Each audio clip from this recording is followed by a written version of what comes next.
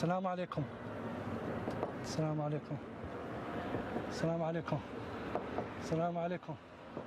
Wait. أخي الفاضل, I just saw you knock on the door 4 times, and that's not from the sunnah of the Prophet sallallahu alaihi wasallam. I want some important, I want the person. No. The Prophet sallallahu alaihi wasallam says in authentic hadith, that's muttafaqun alayh, Bukhari and Muslim both narrated that hadith. He told us sallallahu alaihi wasallam that you should only knock 3 times.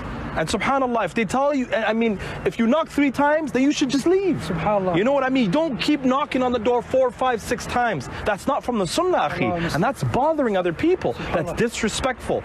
Our deen comes us to show what the sunnah, truly what the sunnah is. So brothers and sisters, now you know the sunnah, right? Let the sunnah go forth and don't Stop it. Barakallahu feek.